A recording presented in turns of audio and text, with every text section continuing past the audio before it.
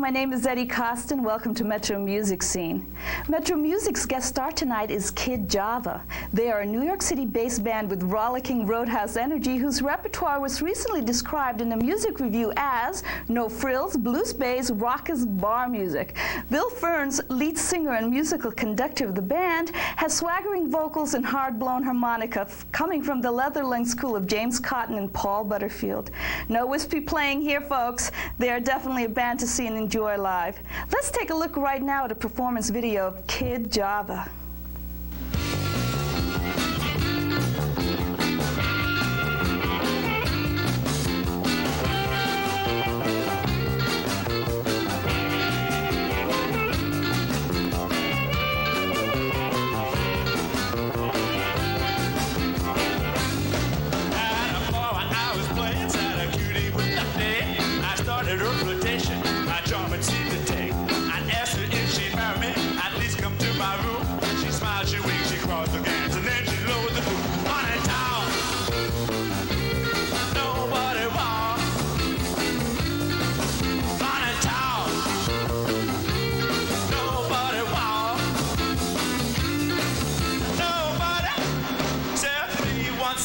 Your cat.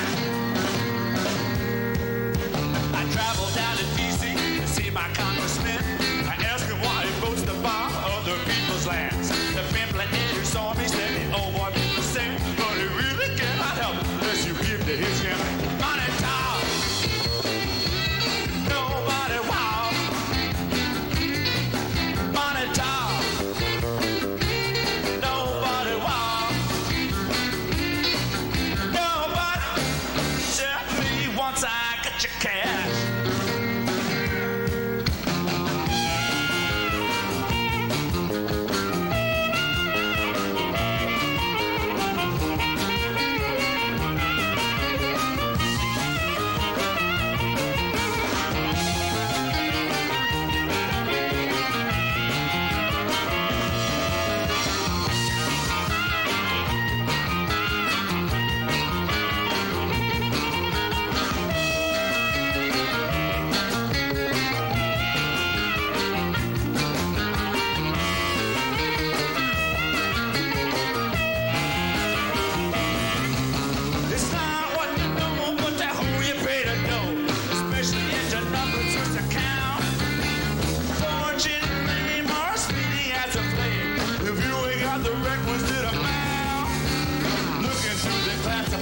Looking for a gig, we are the star, baby. We will make you big. You pay for the classes, you pay for the tapes, you pay the payola. I'll take care of what you make. Money talk.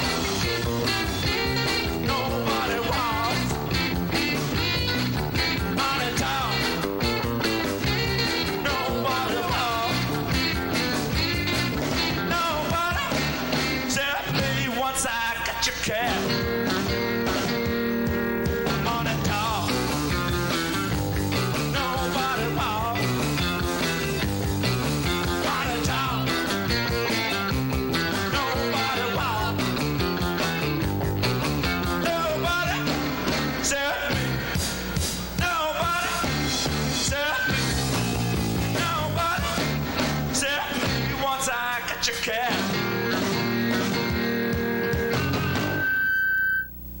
That was a fabulous Kid Java. Weren't they hot? I love it.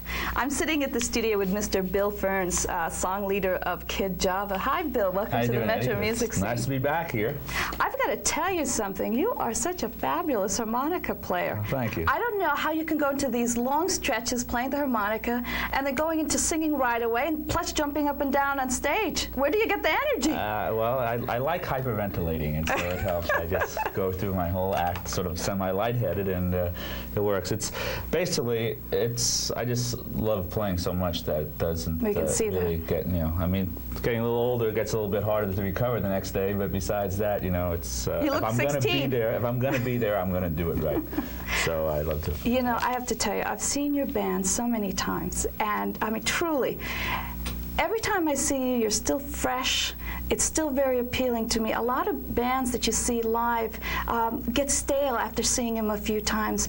You guys never seem to have that. It's always an up party feeling with you guys. What do you attribute this to? You know, it's always hard to say. One of the things is that we really try to know the songs. I like to say that we're about the only blues band in New York that rehearses. So we know the songs well enough so that we can just have fun with them, and that's what we try to do. You're also the most professional blues band in New York City. I don't want to say anything about that. You know, I mean, there's a lot of good bands, but you know, we just try to really have fun. And basically, if something goes wrong, well, we go with what goes wrong, you know, and we play with it, and we basically love playing in front of people. So when people are there, we take their energy and we go with it, and it's generally sort of really being in touch with what's going on around us. Well, you have tremendous audience participation when you play. You really put yourself on the line. I've seen people just start tapping their fingers on the table and tapping their toes, even getting up and dancing, just carried away with your type of music, and that's something to be said. So many bands today just do their thing and really don't capture the audience. Yeah, it's a funny thing about being in front of an audience, and you go up there and you say, well, you know, here's these people, are we going to do the right thing? And then you have to remember that they are there to be entertained. Right, to enjoy themselves. Especially the kind of music we play, the kind of joints we play in. I mean, people are there to really have a good time. They have their problems, they want to leave at home, you know, they don't want to deal with them. So they're ready. So it's just a matter of, they don't want to be the first one. So when some guy's up on stage, you know, making a fool of himself, right, they'll say, okay, I'm there. And so they'll go, you know, they'll join in. So it's just basically being there, willing to take the risk, because everyone's primed to do it. And sometimes you just have to, it seems like nothing's out there, you're gonna fall on your face, but it's amazing how many times people just come around real quick because they just want to get unleashed. You also have fabulous repertoire. Yeah, well, I like the tunes. I like a lot of tunes we do. You know, I try to be careful not picking the same songs everyone else does. Or right, if we do the songs everyone else does, you know, change them a lot. Well, you really primarily conduct your band. You're the band leader. You're not just the lead singer. I mean, I see you orchestrating your guitar players and your drummer and just doing your thing. That's not common. Yeah, a lot of it is, you know, when you have a bunch of musicians, you want them to play the way they play.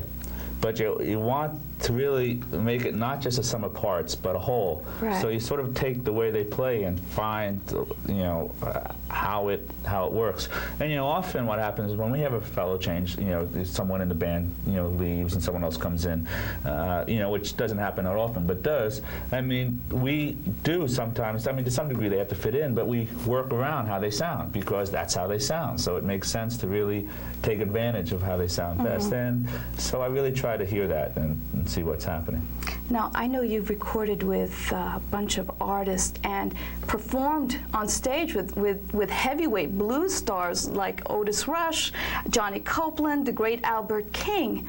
Now, what's so special about these guys that when they come into New York City, which is a very sophisticated town, all of that, wherever they're playing, there's lines outside of the clubs. I mean, the house is jam-packed.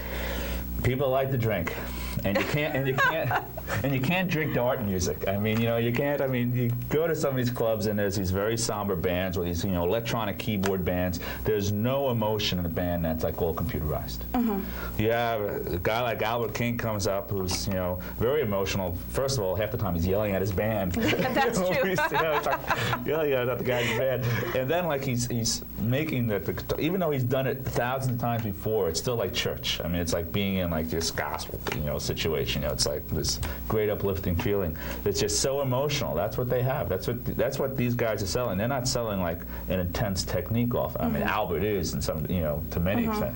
But there's a lot of guys with great technique. But what you know these great players are doing is that they're selling the fact that, you know, they got something that they're putting out. There's like an emotional thing that just takes over, and that's why people go out.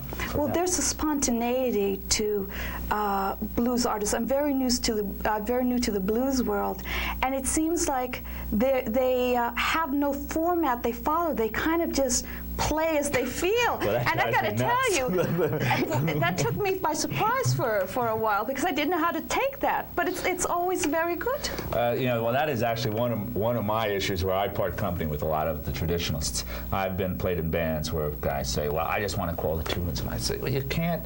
You know, I mean, you got to look at the whole process as, I mean, like a whole set as sort of a show. It can't be like one song as another after another, depending on how you feel, because how you feel at any one time really is, I mean, it's subjective to so many things. So you sort of have to not plan out completely ironclad, but really think of the whole show as an emotional wave, just like you would a song. Well, let's show the Metro Music audience Bill Ferns conducting Kid Java.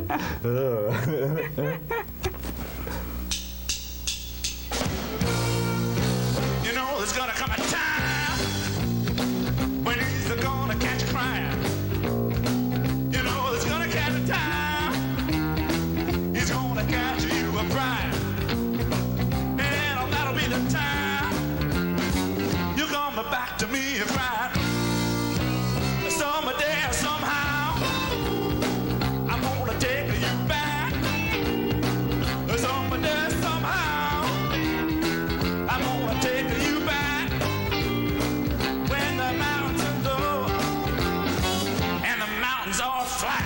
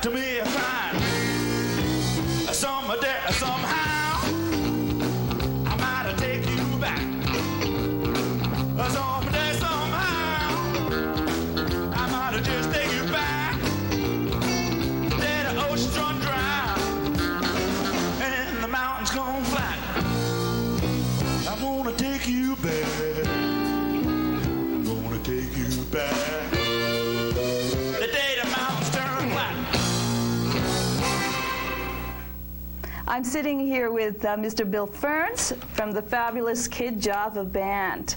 Bill, you're a blues expert. I know you play blues-based music. Why don't you describe to the Metro audience what blues music is all about, and maybe you can give us a few tidbits of what's happening in the New York City club scene with the blues circuit. Okay, let's have a 2-minute class in musical anthropology here. Hey. Well, let me start with the easy question about the New York City blues scene. I mean, in case you're new to New York, or in case you've been hiding under a rock for a while and not familiar with it, there has been more and more a growing blues scene in New York. Partially, I think it's because, like I mentioned before, when people go out to bars, they want music that's gonna, pump them up. They don't want to hear copy bands. I mean, in terms of, they don't want to hear top 40 rock and roll bands, because, like you get out in New Jersey or whatever. And they don't want to hear, but I mean, not that they don't want to hear, but, like pop rock bands, original bands, it's very hard sometimes it's hard to really tell what the music's going to be, but people go hear rhythm and blues bands, they know. And, basically there's quite a few bars. I mean, there's some that have been blues bars even before it was, sort of popular fad, like Dan Lynch, which has been a blues bar since, like, I think, beginning of 1980. I played there the second week they had music, and I still happen to be there, and every so often. And then there's a couple other bars around town. Delta 88 does some things, and they do a fairly good rhythm and blues thing. They've stretched out. They do a lot of Zydeco, which is sort of the Louisiana. That's in now. Cousin. Yeah, that's it. That's it. That's the main thing. The blues is in now in Zydeco. I mean, these guys are still playing this stuff, and they'll be playing it, 5 years from now. But right now, it's trendy.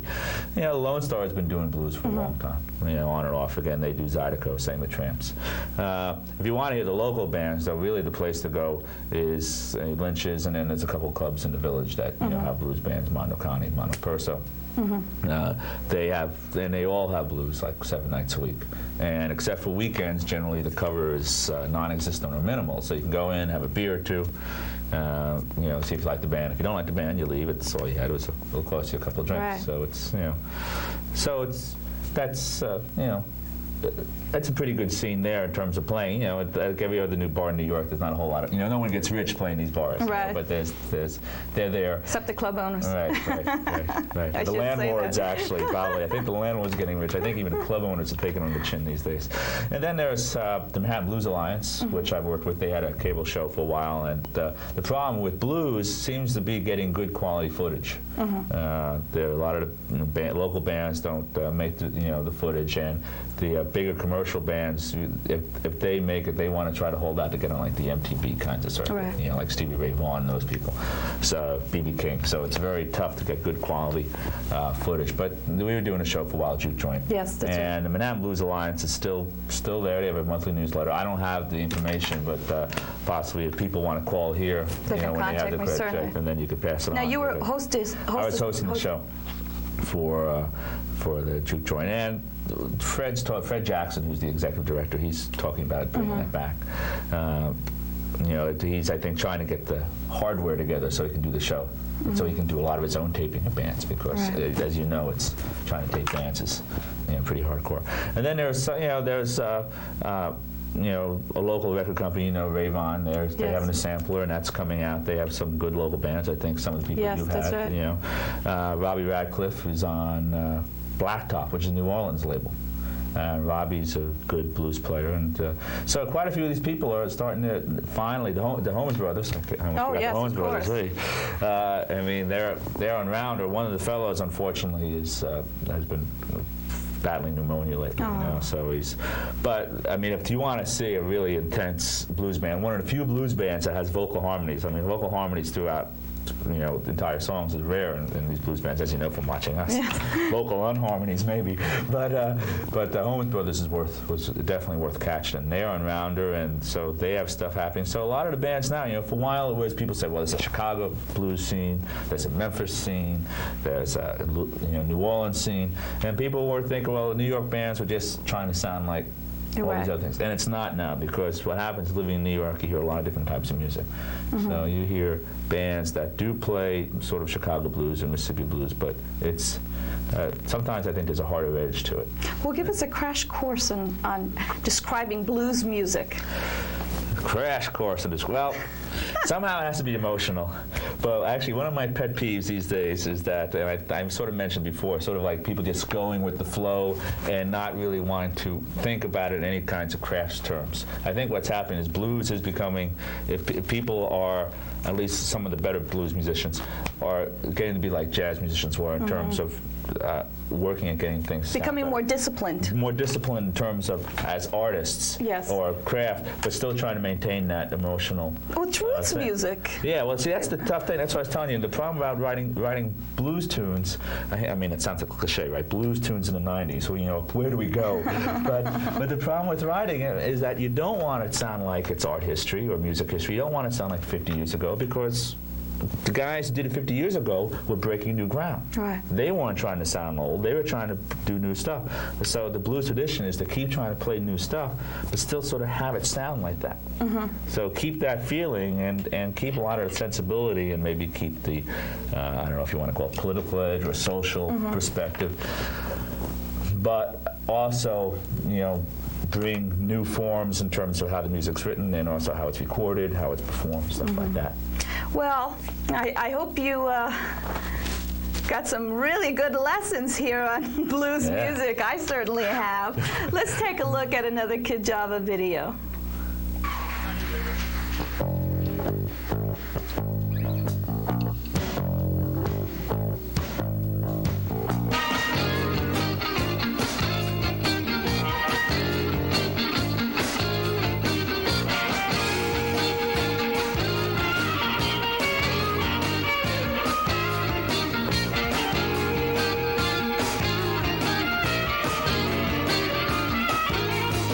I was growing up on the Hudson Valley, Jersey side, when my dad took me by Monday for a country drive. Going up to those man houses, living out, and there's just two ways on the man, boy, you can live in those now. Gotta be lean or rich, and it don't matter how, no matter where, you gotta be either lean or rich.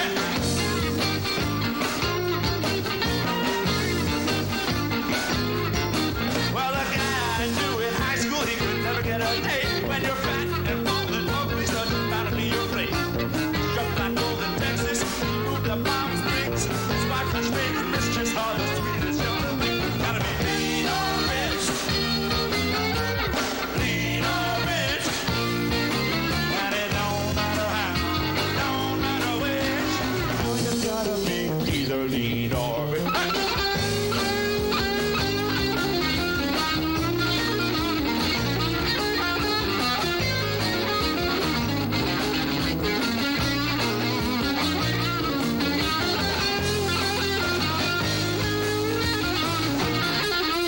Well, the guy I used to drink with was a big lazy slob.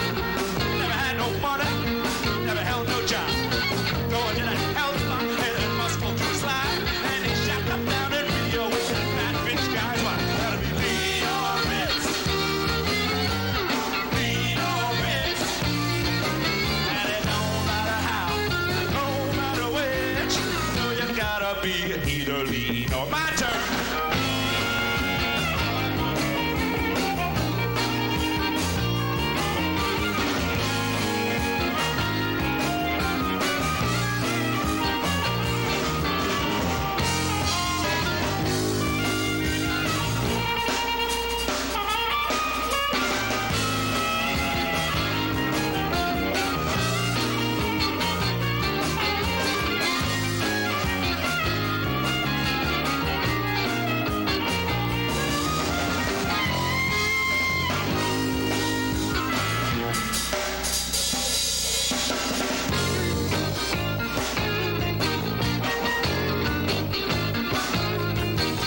I'm really not complaining about my lot in life, but I'm Mr. Worky Smith with a bit of a gun. And I'll never be Paul Newman or hit that sweet stage, but I'll give you this advice, but you go get what it takes. Gotta be lean or rich,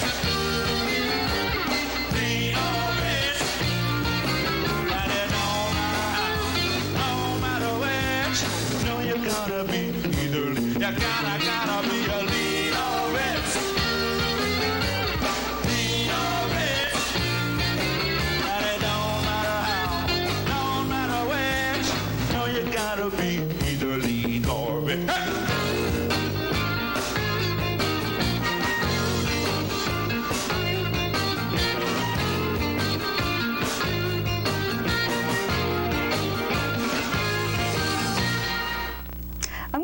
have Mr. Bill Ferns join us again. There's so many other questions I have for you, so would you come back and be a guest? Sure, I'd be happy to. Okay, great. I have one other thing.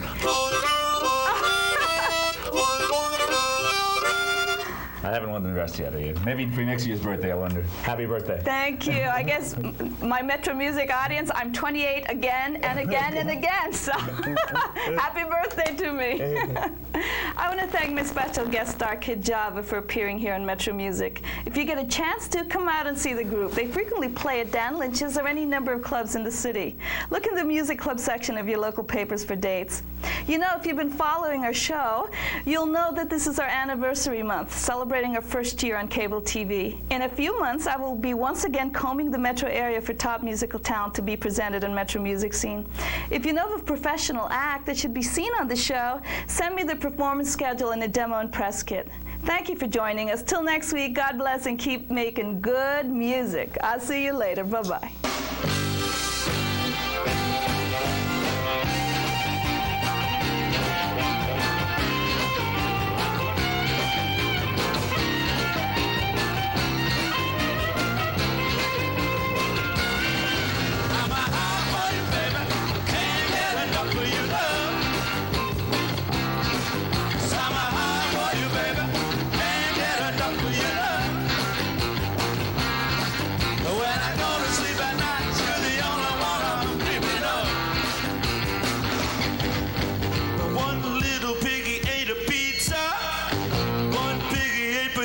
This little piggy's coming over your house. I wanna nibble on your sweet lips. Why?